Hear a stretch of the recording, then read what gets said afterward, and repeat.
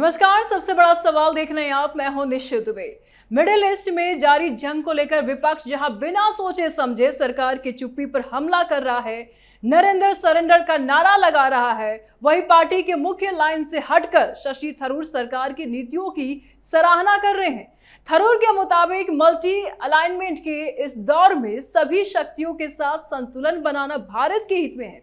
बिना किसी बड़े प्रभाव के चुप्पी साधना भी एक रणनीति हो सकती है।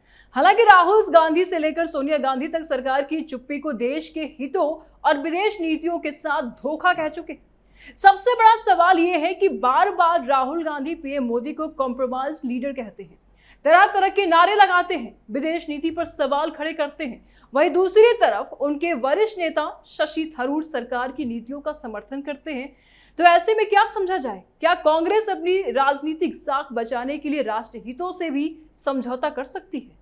इस पर चर्चा के लिए स्टूडियो में मौजूद है कैपिटल टीवी के editor in chief doctor Manish Kumar. बहुत बहुत स्वागत है सर आपका। धन्यवाद। शशि थरूर के इस बयान को सर कैसे देखते हैं आप? देखिए, शशि थरूर कह रहे हैं कि मुझे पार्टी से निकाल दो, अब बर्दाश्त नहीं हो रहा। ये लीडर किसी काम का नहीं है जी। It's a revolt against Rahul Gandhi. Rahul Gandhi के एक महीने की मेहनत को एक लेख से शशि थरूर ने चौपट कर दिया। ये सारे लोग जो पार्लियामेंट के मकर द्वार पे कॉम्प्रोमाइज्ड पीएम, डरपोक पीएम, क्यों ये चुप्पी है, किससे डर गए, अमेरिका से डर गए, यही ये कर रहे थे। और आखिरी दौर में कहे भाई पेट्रोल की कीमत, तो ये क्राइसिस, तो एलपीजी की क्राइसिस। अब दिक्कत क्या है कि ये जो चीजें हो रही है पूरी दुनिया को मालूम है। कांग्रेस में ये अकेले नहीं है।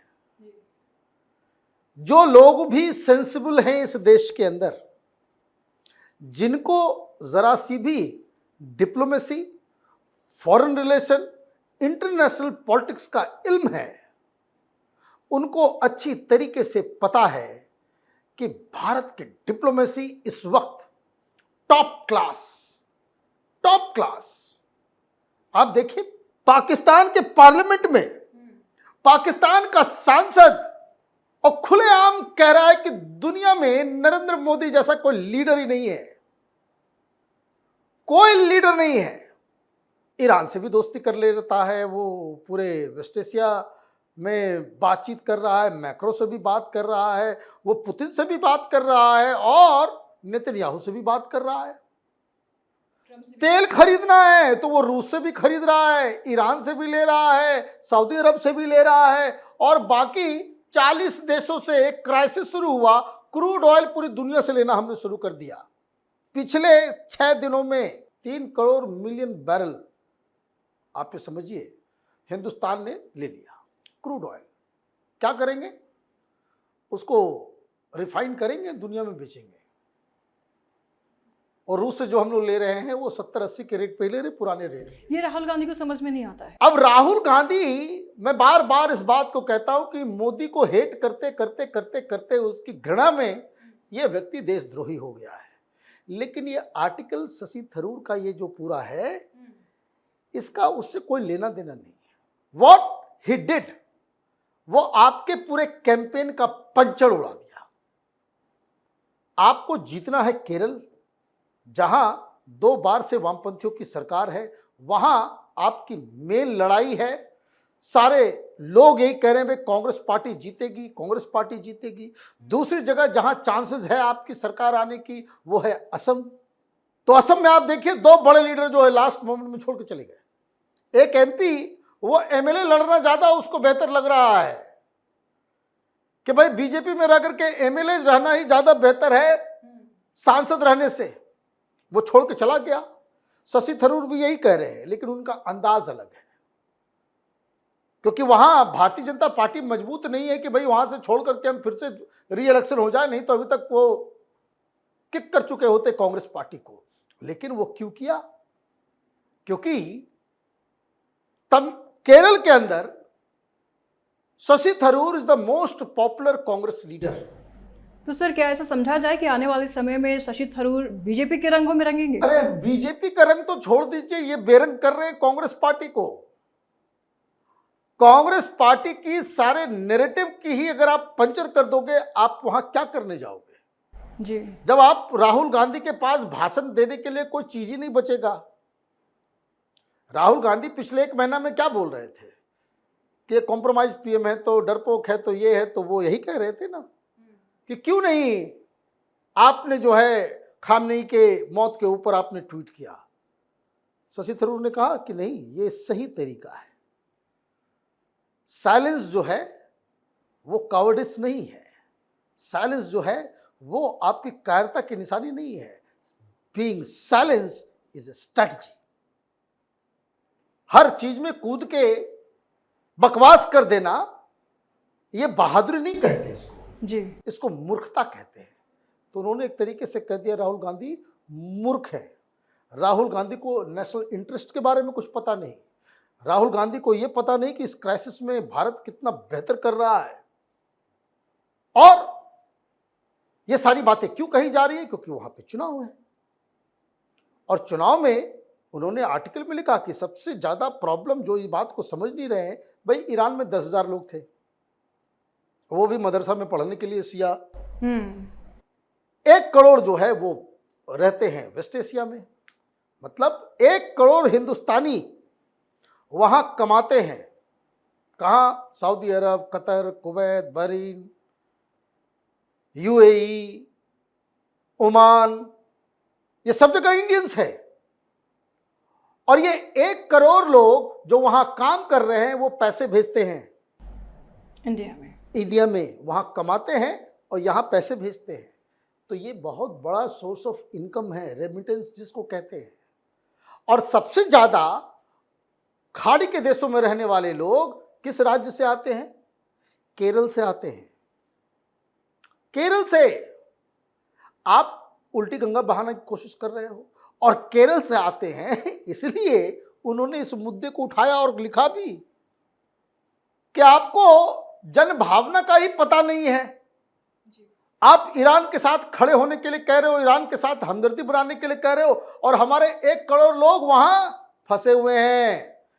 वो बाहर निकल रहे हैं तो बॉम्ब गिर रहा है, ये ईरान हमला कर रहा है, वहां हिंदुस्तानियों की भी मौत हुई है, और आप ईरान के साथ खड़ा होने कह रहे हो। तो ये इसका डायरेक्ट इंपैक्ट कहां जाएगा?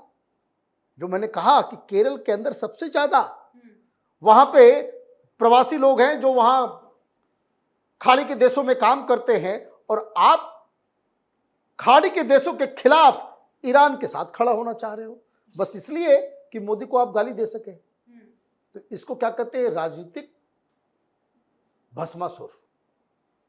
आप जो है ऐसी चीजें कर रहे हो कि वो सब भड़क जाएंगे कि कैसा लीडर है, मेरा बेटा वहां फंसा हुआ है और ये कह रहा भाई ईरान के साथ चलो। तो उन्होंने ये लिखा। क्यों लिखा? उसका दूसरा पहलू, जो मैंने कहा कि सबसे पॉपुलर लीडर हैं, लेकिन उनको साइड लाइन कर दिया गया। ये राहुल गांधी के सबसे बड़े चप्पू जो हैं केसी वेणुगोपाल, वो मुख्यमंत्री बनना चाहते हैं। कांग्रेस पार्टी ने तय कर लिया है कि बस वहां जीत रहे हैं, स्थिति वैसी ही है कि हम जीत रहे हैं, और ये ठीक वैसा ही है कि जैसे हरियाणा में लोगों ने तय कर लिया था हम जीत रहे हैं जी, मिठाई उठाई पहले बांट दिया था, तो वैसे ही स्थिति केरल की भी है। इनको लग रहा है कि भाई हम जीत रहे हैं। ऐसे ही लग रहा था इनको कि हम असम भी जीत रहे हैं, असम में भी हम हारेंगे नहीं। लेकिन क्या हुआ? वहां 2 आपके टॉप लीडर्स, और देखिए भारतीय जनता पार्टी ने क्या कहा, वो कहा कि आखिरी हिंदू लीडर जो था वो आ गया अब इधर, और टिकट भी दे दिया गया उनको। तो असम में आप जीती हुई बाजी आप हार गए, जैसे हरियाणा आप हारे। उसी तरीके से ये जो विद्रोह का बिगुल फूका है शशि थरूर ने, ये तो साफ साफ दिख रहा है कि केरला की स्थिति बदल गई है, क्योंकि आपने उनको साइडलाइन कर दिया। अपने चेले चपाटियों को जो है आगे बढ़ाने के चक्कर में आपका जो सबसे पॉपुलर फेस है यंगस्टर्स के बीच, महिलाओं के बीच, जो बहुत फेमस है, उसको आपने साइडलाइन कर दिया, ना उसके टिकट के बारे में कोई पूछ रहा है, ना उसको कैंपेन में रख रहे हो, ना कहीं उसको उठाते हो, ना कहीं बिठाते हो। राहुल गांधी जाते हैं तो साथ में उसको खड़े भी नहीं होने देते हो। तो अक्लमंद आदमी जो उस तरह के पॉलिटिशियन होते हैं वो मीडिया में आकर के बयान देते हैं, जो बिल्कुल किसी तरीके से वो हार नहीं पहुंचा सकते तो वो खुद ही पार्टी छोड़ के चले आते हैं। लेकिन अक्लमंद आदमी, नॉलेजेबल आदमी, एक्सपीरियंस लोग क्या करते हैं, वो कलम की ताकत से वो अटैक करते हैं। वही अटैक है ये सिंपल एक लेख नहीं है। कांग्रेस के अंदर एटम बम मारा गया है। और मैं आपको बता दूं, चाहे वो पश्चिम बंगाल हो, अभी आपने देखा राज्यसभा के चुनाव हुए, हरियाणा में आप एक सीट जीतने में तो कामयाब हो गए, लेकिन इसका जवाब कौन देगा कि 7 कांग्रेसी विधायक उसने भारतीय जनता पार्टी को वोट कर दिया जी। 4 विधायक उड़ीसा में कांग्रेस पार्टी के वो उन्होंने वोट कर दिया बीजेपी को, और बिहार में आपके 3 विधायक बिल्कुल गायब हो गए, समर्थन कर दिया बीजेपी को। तो ये जो घुटन जैसी स्थिति है, खबर यही है कि दर्जनों केरल के अंदर भी, क्योंकि स्थिति वहां डगमगा रही है, असम में ऑलरेडी डगमगा चुका है, तो इन दोनों जगह से जो कांग्रेस पार्टी की सफाई हो रही है, तो कई सारे लीडर्स, लोकल लीडर्स, वो भारतीय जनता पार्टी और अमित शाह से संपर्क करके कह रहे हैं कि भाई हमें भी ले लो, बहुत हो गया। देखिए, मनीष तिवारी ने बाकायदा बयान देकर के कह दिया, जो इन्होंने लिख के कहा मनीष तिवारी, उन्होंने साफ साफ कह दिया कि नहीं, जो सरकार कर रही है वो सही है। तो कहने का मतलब ये है कि मोदी से लड़ते लड़ते, मोदी को गाली देते देते, मोदी के हर काम को आप क्रिटिसाइज करते करते आप अपनी ही पार्टी के नेताओं के नज़र में एक मूर्ख और देशद्रोही साबित हो रहे हो। बहुत शुक्रिया सर तमाम जानकारियों के लिए। धन्यवाद। कांग्रेस कई राज्यों में हाशिए पर पहुंच चुकी है और अपने अस्तित्व बचाने की लड़ाई लड़ रही है।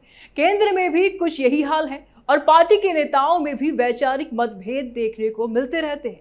कांग्रेस की यही सबसे बड़ी समस्या है, नीति नहीं, सिर्फ राजनीति। जब अपनी ही पार्टी के वरिष्ठ नेता सरकार की कूटनीति को सही बता रहे हैं, तब भी राहुल गांधी और नेतृत्व सिर्फ आरोप लगा रहे हैं। मतलब साफ है, कांग्रेस देश हित से ज्यादा चुनावी फायदे को प्राथमिकता दे रही है। वीडियो को लाइक करें, ज्यादा से ज्यादा शेयर करें, चैनल को सब्सक्राइब करें। जल्द मिलते हैं नए अपडेट के साथ। दीजिए इजाजत, नमस्कार।